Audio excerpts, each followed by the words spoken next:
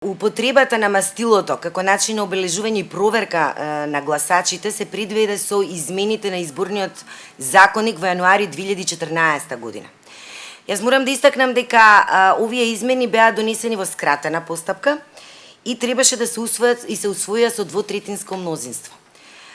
Со оглед на тоа дека измени на закон кој што е од суштинска важност за демократските процеси во Република Македонија беше усвоено во една скратена постапка, недостатоците токму од ваквиот начин на однесување на власта се гледаат уште во првиот круг на претседателските избори.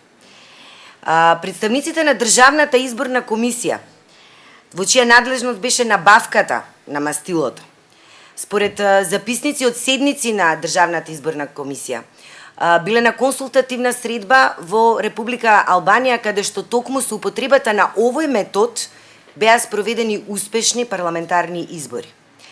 Дик понатаму во неколку своји изјави потенцираше дека од техничка гледна точка мастилото кој што ќе се користи за време на изборите е проверено. Меѓутоа, повторно ќе се навратам. Измените на законот беа донесени во скратена постапка, не беше консултирана ни научната ни стручната јавност. Кои се техничките спецификации на мастилото користени за време на денешните избори?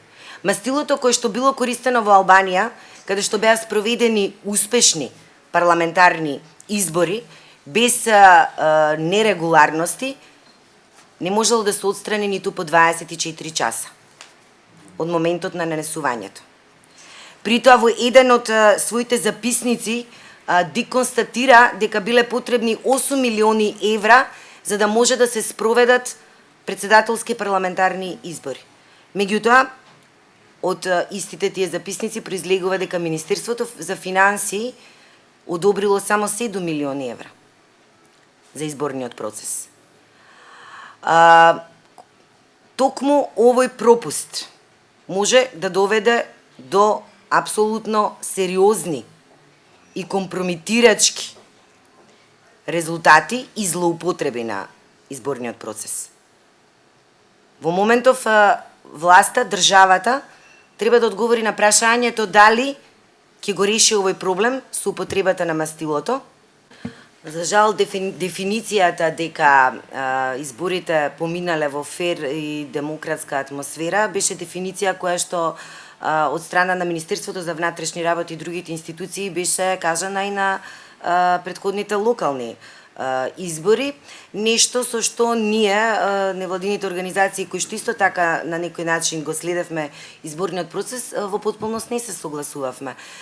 Имено јас кога размислувам за изборниот процес, не размислувам само на денот на гласањето.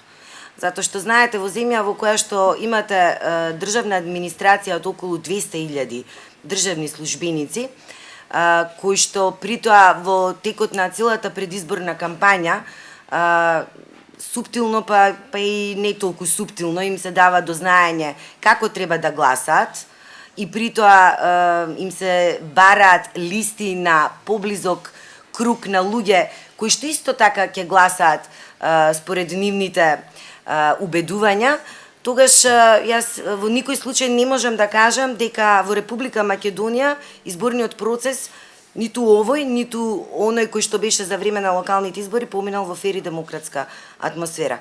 Уште помалку што јас во текот на претходните денови исто така добивав и пријави од граѓани кои што биле повикувани од одредени организации додат да земат табли со јајца, пензионерите, да не зборувам што се случува со семејствата со висок социјален ризик.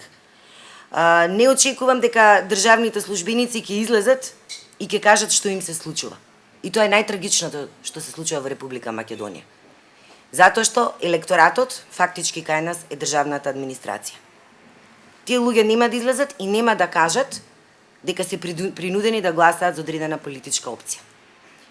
Според тоа, во никој случај не можам да констатирам и покрај козметиката која што се прави од страна на институциите на системот, дека во Република Македонија изборниот процес поминал во фер и демократска атмосфера.